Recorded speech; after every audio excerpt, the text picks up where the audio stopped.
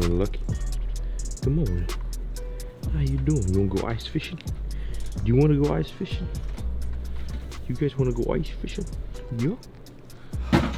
Looks like it's just gonna be Alex and I today. The pups, they bailed on us. They're not wanting to go ice fishing. I don't know why. It's so beautiful out. I think the current air temp's like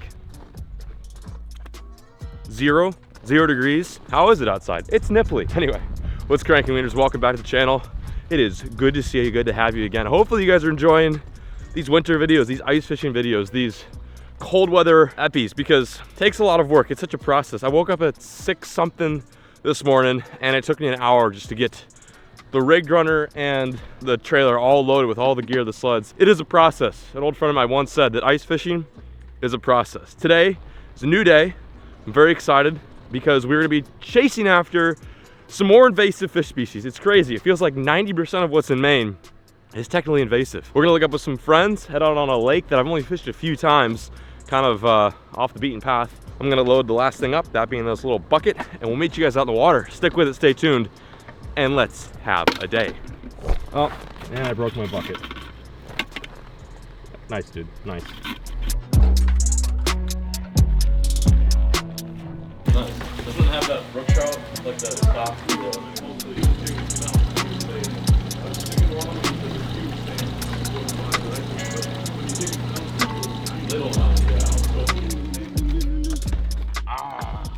Look at this. Look at this biomass of bait. This is what we're gonna need today. I just talked to Scott, the owner of Beach Grove, and he said that the fishing has also been tough. I don't know if you guys noticed, but we've really had to work for the few fish that we've caught. Hopefully today's the day that we turn that around.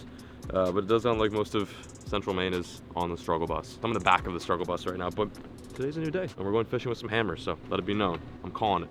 We're gonna turn things around. Today's the day.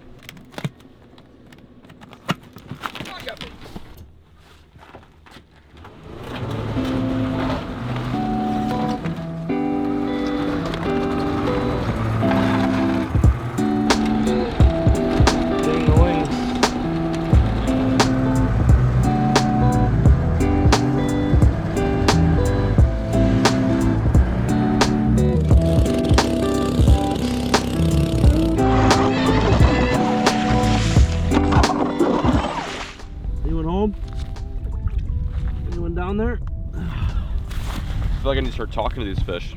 Alex, how many days have we had this ice fishing season where we've caught like over 10 fish a piece? A piece? Probably a piece, yeah, because that's how it should be, right? We fished 4 times this trip, right? Roughly. Yes. This will be our 5th. The last time we were here, we fished probably 2 or 3 times. 7 or 8, yeah. 7 or 8, roughly. We can't find the biomass. Today's a biomass day, I'm feeling it. You can just get ready to open up. We'd like at least a 30 fish day. That's all we're asking, 30 fish. So the main objective, pop holes, drop down, get bit. It'll be a lot warmer if it's just bit today.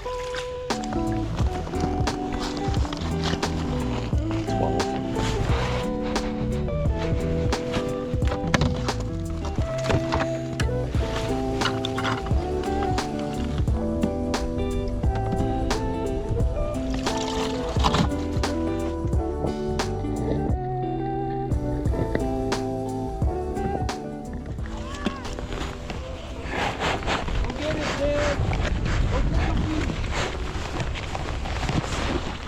Hit it and spit it. It's a good sign though. Took some long. It did. Oh, yeah. Shiner's good. Shiner's good. Well, first fly of the day. Just a fish that hit it and quit it. It's a good sign though. We've only been here for 10 minutes. We've only had rods in the water for 10 minutes and that is the first bite. Oh, that bobber's going up. That bobber's going up. That bobber's going up. Something's got it. Watch this, watch this, watch this, watch this. Come on, you got it, sister. Keep taking it. That was so cool. Hang on. Watch this, watch this. Boom! Let's go, baby. That is a fish. That is so cool. No, he came off. That was so cool though. Oh my God. Literally, I watched that rod go off. That's pretty sick though. Oh man. I think my drag was a little bit too tight. Just watch it slowly. How cool is that though? Wow. Awesome. We gotta get one back down there. It's a good sign. Should let him eat a little bit longer, but that's. I mean, shoot, like it set the hook for you. I know. That was so sick, you guys. I wanted you guys to see how these autos work in real-time situations, and that's a perfect example. Little sucker got my minnow though. What a little butthead. Just had one. Yeah, I literally watched the bobber go all the way up. That was cool. We got him. I live for that. Oh, I see him. He's down there still. Okay, time to do some jigging. I'm gonna use my ultralight setup today. Oh.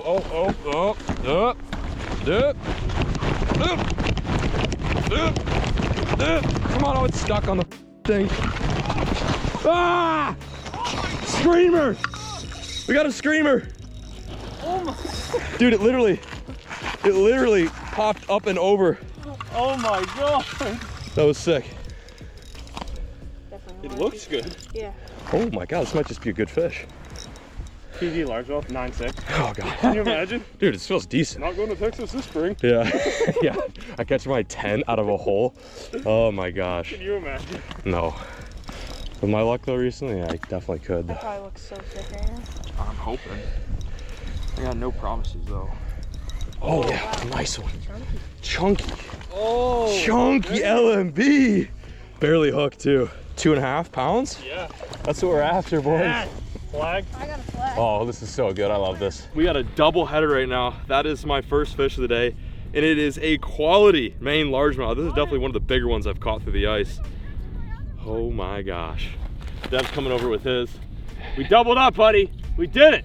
There's Dev's, and there's mine. 2 quality Maine LMBs through the ice. When the trout aren't cooperating, these guys are running hard. See you later, Bubba. Thank you for playing. That was a fight. Dev's chasing down another flag right now. It could be one of those days where we might not be able to keep up with the fish. This is so good. Let's go. This is the day we needed.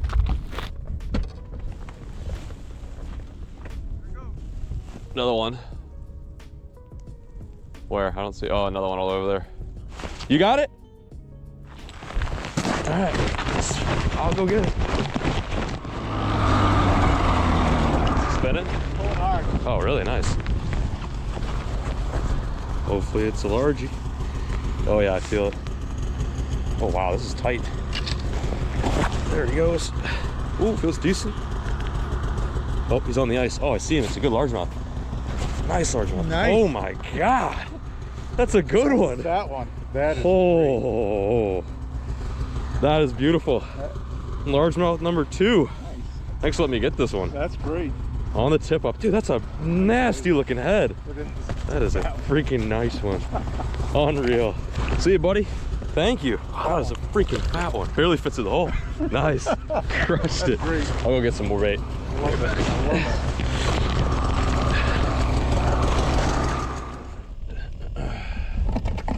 This one was sitting on the Let's bottom. go big dog. That drag was tight. Ooh. Little. Yay, an avocado. Well, it wouldn't be a day in Maine if I didn't catch a little wiener perch. Beep. Oh, damn, we didn't get an underwater release. Where?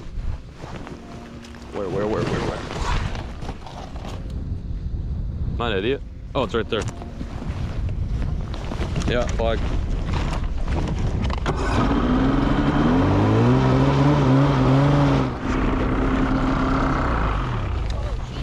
Is she scooting? Go wait. What we got? It's a bass, but it's not big. Not big. Sure. It's definitely leaning against the ice. Need help? Oh, not a bad one. Oh, got him. Last minute grab, there you go. Nice fish. That's a pretty good one, honestly. Like, you get those all day, then you're set. Perfect. Hey, nice job. Over there. What is that, 4 bass? 3, 4. 4. Yeah. Oh, there we go. Already marking. Already marking. Oh, whoa, whoa, whoa, high flyer. There we go. That's something good. That might be a white bass. or white perch. Oh my gosh! Oh my gosh! Nice crappie! Holy, holy, dude! That is a beautiful crappie. I've not caught a crappie through the ice that nice in a long time. Like almost yellow. Just gorgeous. These are one of my favorite fish to catch through the ice, and there's not too many places up here in Maine to do it, but when you can find a nice spot, it gets so much fun. Look at they've got the most insane dorsal and anal fins. I know I said anal, so I was trying to laugh too hard, but it's a wicked fish for sure. Thank you, dude. You just made my whole freaking day. The whole goal for coming up to Maine was just try to catch some new species. That is definitely one I can tick off now. Dude, put it there. Almost as cool as big bass, truthfully. I love crappie. Oh my God, I should have kept him. Nah, let him live.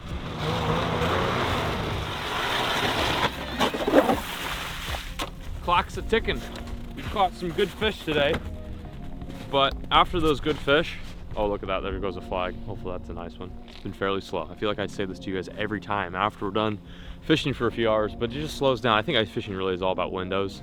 You have a few hours to catch them, you have a few hours to not catch them. We're in that time period, you're just not catching them. I'm still bouncing around looking for that random school of crappie, maybe a largemouth or two. We're not giving it up, gonna give it a few more, you know?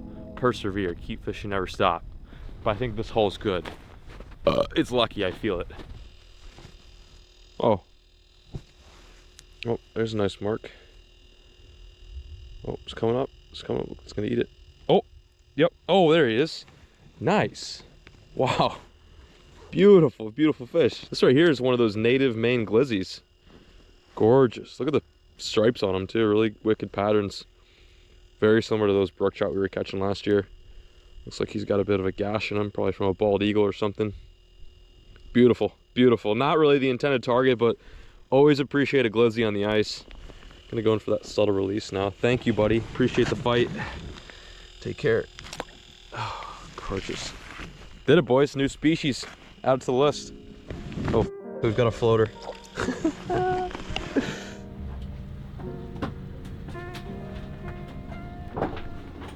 What's going on in here? I'm gonna try to see if I can fit the whole jet sled in here without taking everything out. This is when laziness and ingenuity meet. Today is over though. We have successfully caught another Maine buckleless fish to the ice. That being the black crappie. Kind of an unexpected catch, honestly. I didn't think we'd catch one. And we got our biggest largemouth of the season. That's huge. So now what we're gonna do is we're gonna pack everything up, head back to Camp Claw. And I want to show you guys something that I've been keeping a secret for quite some time. I'm sure you've seen it and a lot of like our past videos we filmed up here, but today's the day I finally reveal it. So I'll meet you guys back up north. Well, we are back, Wieners, at Camp Claw. We've made it safe and sound. Now is the time where I show you guys a little secret that I've been keeping on the DL since this project has gotten started. I never thought it would happen because this has been a long process. Actually, I put the deposit in on this project. I think it was in October. It's now middle of February. It's taken a while, but hopefully it will all be worth it. Take a look at that. The barn. You guys have been commenting so much, asking John, why have you not built a barn at Camp Claw? And you know, that is a very good question. We listened to a lot of your comments, and also I just listened to myself and thought, you know, it's probably not a good idea to let both my boats, my side-by-side, and my 3 sleds just kind of like waste away out in the elements. So I figured this would be a pretty good investment. I'm super stoked for this because I'll probably be spending more time in this barn than I am actually inside of my Camp Claw. But yeah, it is huge. It looks so big on the inside. Like, it's monstrous in here. It's 50 by, let's see, 50 by 40. I could easily fit both my boats. I've got a 175 Boston Whaler center console, and then I've got the low Stinger, which I'll probably swap out for a Lund next season. Not 100% sure, but I will have 2 boats, a freshwater and saltwater boat. I've got 3 sleds, which will easily fit in here like no problem. And then I've got my side-by-side. And then we can also basically turn this into whatever we need. We might even turn this into like a living space, somewhere where people can sleep, where we can keep all the gear. What I'm trying to say is we are creating a outdoors hub away from camp, and camp is right there. That's a great place. I love camp, but it's a living space. I don't want to rig rods in my living room. I want to rig rods in this big old heated barn. So I wish I'd got more footage of them kind of building it, but they got to work pretty quickly the past 3 days. They haven't been here since February, I don't know. It's been about 3 days since they've worked on this. And every single day they've decided to work on this, it's been like in the negative. So good on them for cranking this out.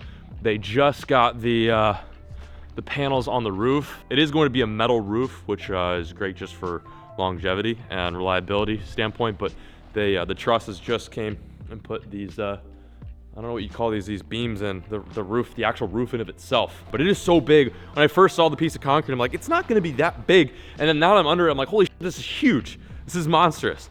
But yeah, they're going to town. They get the scissor lift out, tools everywhere. I've had no actual part in building the barn. I just came up with the design along with one of my neighbors, Paul. So we actually sat together and based kind of the design off of one of his barns that he has. And I think it's turned out beautifully. Next time they come here, I'm gonna try to set up a GoPro and get more of the process and keep you guys updated with the progress of the barn. I'm so pumped. It's like, you know, as much as I love all of my gear just sitting out in the front lawn and rotting, I think it's time that we put them in a safe space. But yeah, like I always do, I want to hear your thoughts, your opinions, your ideas. Drop a comment. Let us know what we should do with the barn. Should we just keep it a place for the gear, or should we turn it into a living space as well? I even thought about building another small, tiny cabin next to the barn, so there's a place for people to sleep away from actual camp. Just to kind of, I don't know, basically turn this into like a little mini Disney World, but for fishing and for outdoor antics.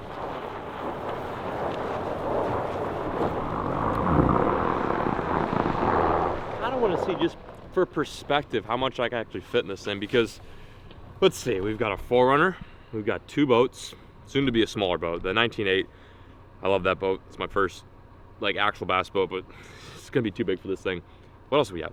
Side by side, 3 sleds. Probably should trade in or get rid of one of the sleds, sell that. But just for perspective, we're gonna see what the runner looks like in the barn. It's always good to put stuff in your barn to kind of get a better idea.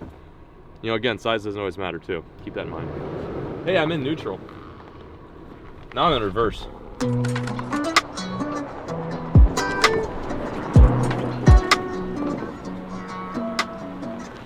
I'm a little weird, so I always have to visualize things, but the rudder looks small in here. You could definitely put, what do you think, Alex? You put the whaler right there.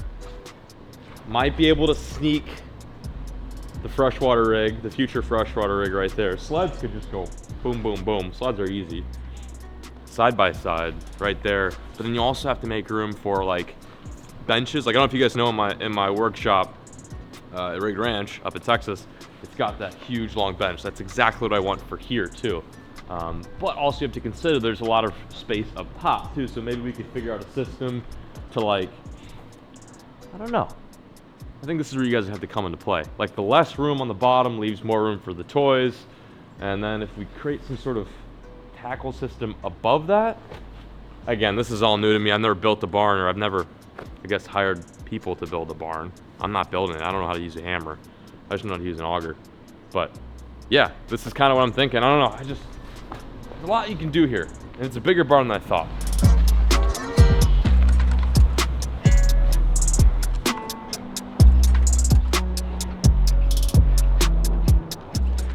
Oh, anyway, I'll just let you find that cool. Very excited about this. But as I've said before, let me know. Drop a comment. Give us some of your amazing, wonderful ideas, because I am all ears. Sun is setting, and I'm getting tired.